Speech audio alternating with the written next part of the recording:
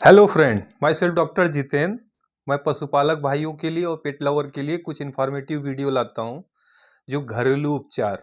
वैसे पशु बीमार हो या पेट्स बीमार हो तो डॉक्टर से संपर्क जरूर करना चाहिए, लेकिन कुछ घरेलू उपाय बताएंगे जिससे आप कई हद तक छोटी मोटी जो बीमारियां हैं उसका उपचार अपने घर बैठे बैठे कर सकते हैं।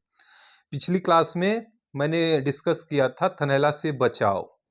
उपचार नहीं, बचाव मतलब क्या हम प्रैक्टिस में लाएं जिससे हमारे गाय भैंस में थनैला जैसे जो प्रोडक्टिविटी हमारी जीरो कर देती है दूध की, ऐसे रोग हमारे पशुओं में न लगे। उसके लिए मैंने 3 स्टेप बताया था।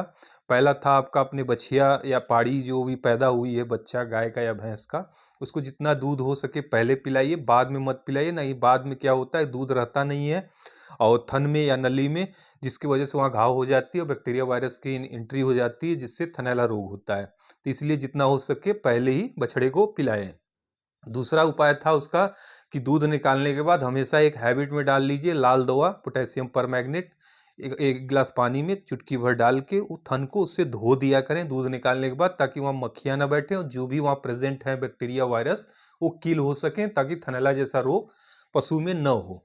तीसरा था दूध निकालने के बाद पशु को हमेशा चारे पे लगाएं, पशु को बैठने न दे तुरंत, क्योंकि बैठेगी तो उसका थन जो है कीचड़ मिट्टी के संपर्क में आएगी, मक्खियां बैठेंगी, बैक्टीरिया वायरस वहां पे लगेंगे। क्योंकि दूध निकालने के बाद भी मैंने बताया था आधा घंटा तक जो दूध से निकलने वाली जो नली होती है वो ओपन होती है, खुली रहती है, जिससे कि बैक्टीरिया इन्फेक्शन होने के चांस होते हैं, थनैला होने के चांस होते हैं। तो इसलिए दूध निकालने के बाद पशु को चारे पर लगा दें ताकि वो आधा घंटे तक बैठे ना, तब तक दूध से नली जो होती है जहाँ से दूध निकलता है वो बंद हो जाए। उसके बाद बंद हो जाएगी, फिर इन्फेक्शन होगा ही नहीं। तो ये 3 चीज आपको प्रैक्टिस में लाना था थनैला के बचाव के लिए। पहला था पहले बछिया को पिलाना है, दूसरा था लाल दवा से धोना है दूध निकालने के बाद, तीसरा था पशु को दूध निकालने के बाद आधा घंटे तक कम से कम बैठने न दें, उसको चारे पे लगा दें।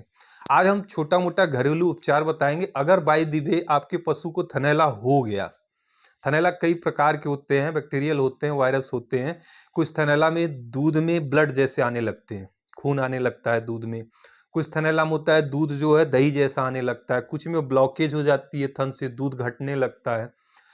अगर थन में सूजन हो या हार्ड फाइब्रोसिस हो जाती, थन एकदम हार्ड होने लगता है, सूजन हो जाती, तो आपको डॉक्टर से संपर्क करना चाहिए। उसमें एंटीबायोटिक, नेसाइड और भी इंट्रामेमेरी कई दवा डॉक्टर देंगे उसको।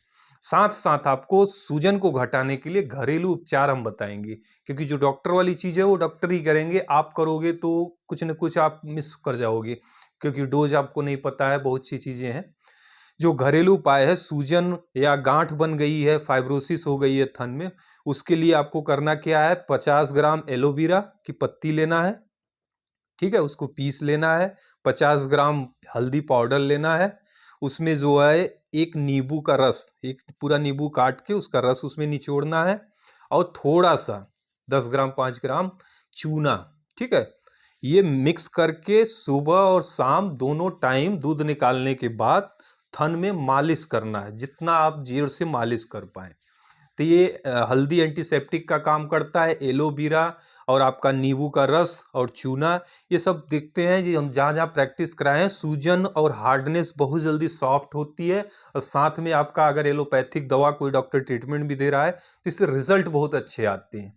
तो जब भी थन में सूजन हो, फाइब्रोसिस हो, तो ये 4 चीजें याद रखिएगा घरेलू उपचार के लिए। किसान भाई आपसे बता रहा हूँ, जो जो अप्लाई किए हैं उनका रिजल्ट बहुत अच्छा आया है। एलोवेरा की पत्ती, हल्दी का पाउडर, चूना और नींबू का रस निचोड़ के डेली 2 बार सुबह और शाम मालिश करें थन में। चाहे किसी प्रकार का हार्डनेस हो, फाइब्रोसिस हो या सूजन हो, थन में बहुत जल्दी आराम मिलता है।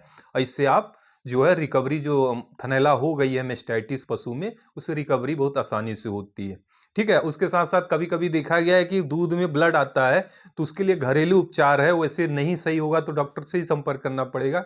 लेकिन आप 50 ग्राम तक जो फिटकरी होती है, ठीक है, फिटकरी उसको दे सकते हैं। कुछ लोग नींबू भी निचोड़ के देते हैं। तो बाय द वे कभी मैं मेरी जो ट्रीट कनाल होती है या टीट होते हैं, कहीं पे घाव हो गई है, चोट आ गई है, तो अब फिटकरी अगर नींबू का रस पशु को देंगे तो उससे रिकवरी होने के चांसेस होते हैं, ठीक है फ्रेंड। ऐसे इन्फॉर्मेटिव घरेलू उपचार के बारे में मैं बताता हूँ पशुओं के लिए और पेट लवर के लिए। हमारे चैनल को लाइक, सब्सक्राइब, शेयर करें। हमारा चैनल स्टडी बाय डॉक्टर जेके। मिलते हैं नेक्स्ट वीडियो में, तब तक के लिए थैंक यू।